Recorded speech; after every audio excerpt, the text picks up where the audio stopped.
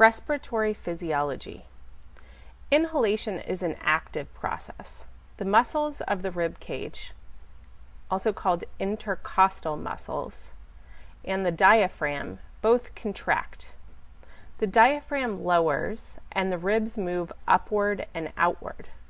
This expands the size of the chest and thereby creates a negative pressure inside the chest cavity. This negative pressure pulls or sucks air into the lungs. Exhalation is a passive process during which the intercostal muscles and the diaphragm relax. The ribs move downward and inward, while the diaphragm rises. This movement causes the chest to decrease in size and positive pressure to build inside the chest cavity. This positive pressure pushes air out of the lungs. During inhalation, air is moved through the airway and into the alveoli. These tiny sacs in the lungs are the site of gas exchange between air and blood. Each single alveolus is surrounded by pulmonary capillaries.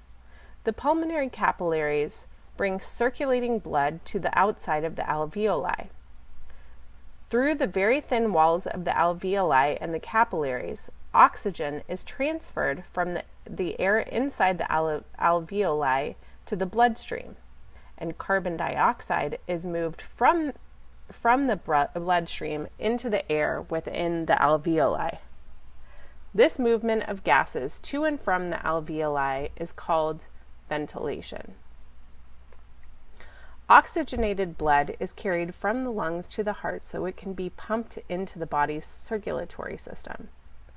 As the blood leaves the heart, it travels through a branching series of arteries that gradually become smaller and smaller and finally connect to capillaries.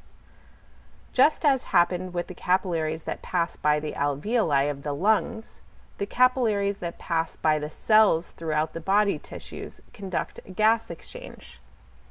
At a cellular level, oxygen that was picked up from the lungs and carried by the blood is now transferred through the capillary walls and across cell membranes into the cells. Waste carbon dioxide from the cells moves in the opposite direction, out of the cells and into the capillaries. Capillaries then connect to veins, and veins return blood to the heart, where it can be pumped into the lungs to get rid of the waste carbon dioxide and pick up oxygen, completing the cycle of gas exchange. The process of moving gases and other nutrients between the cells and the blood is called respiration. The exchange of gases both in the lungs and at the body's cells is critical to support life. Oxygen is essential to sustain normal cellular function, and the removal of carbon dioxide helps regulate the body's pH, or relative acidity. In general, the body regulates its pH through the buffer system, and the removal of carbon dioxide is an extremely important element of this system. Breathing, the process of inhaling and exhaling air, may be classified as adequate or inadequate. Simply stated, adequate breathing is sufficient to support life. Inadequate breathing is not. Adequate and inadequate breathing, and how you as an EMT should assess and care for breathing problems, will be discussed in detail in the Respiratory Emergencies chapter.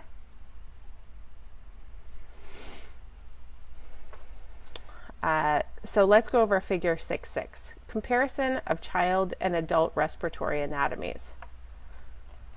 Actually, I'm going to skip that, and I'm just going to go back to these terms to review them. So diaphragm is the muscular structure that divides the chest cavity from the abdominal cavity, a major muscle of respiration. Inhalation, an active process in which the intercostal, also known as rib muscles, and the diaphragm contract, expanding the size of the chest cavity and causing air to flow into the lungs. Okay, the muscles contract, but they expand the size of the chest cavity and cause air to flow into the lungs. It's like you started off with an area this small, and then it expands and air gets sucked in with it. Exhalation, a passive process in which the intercostal or rib muscles and the diaphragm relax, causing the chest cavity to decrease in size and air to flow out of the lungs. So there, everything is relaxing back down and the air is kind of pushed out. Ventilation, the process of moving gases, oxygen and carbon dioxide, between inhaled air and the pulmonary circulation of the blood. Pulmonary, again, is another term for respiratory. I'm going to read the pediatric note down at the bottom of the page here. There are a number of special aspects of the respiratory anatomy of infants and children. See Figure 6. In general, all structures in a child are smaller than an adult. A child's tongue takes up proportionally more space in the pharynx than does an adult's. The trachea is relatively narrower than in adults, and therefore more easily obstructed by swelling or foreign matter. The trachea is also softer and more flexible in infants and children, so more care must be taken during any procedure when pressure might be placed on the neck, such as in applying a cervical collar.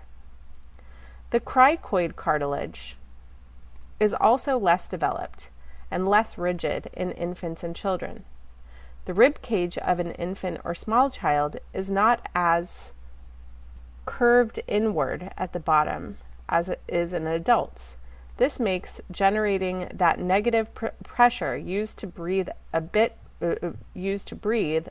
more difficult. The chest wall is also softer and more flexible, so infants and children tend to rely more on the diaphragm when they are having breathing difficulty. This causes a visible seesaw breathing pattern in which the chest and abdomen alternate movement. Special procedures that take into account the respiratory anatomy of infants and children will be discussed in later chapters on the airway and respiration. So the child has a smaller nose and mouth. In a child, more space is taken up by the tongue. A child's trachea is narrower. The cricoid cartilage is less rigid and less developed. And airway structures are more easily obstructed. I'm going to review these terms as well. Respiratory, respiration, cellular. So cellular respiration is the process of moving oxygen and carbon dioxide between circulating blood and the cells. Cardiovascular. The cardiovascular system is the system made up of the heart and the blood vessels. So cardio and blood vessels are vascular. The circulatory system, it's also called.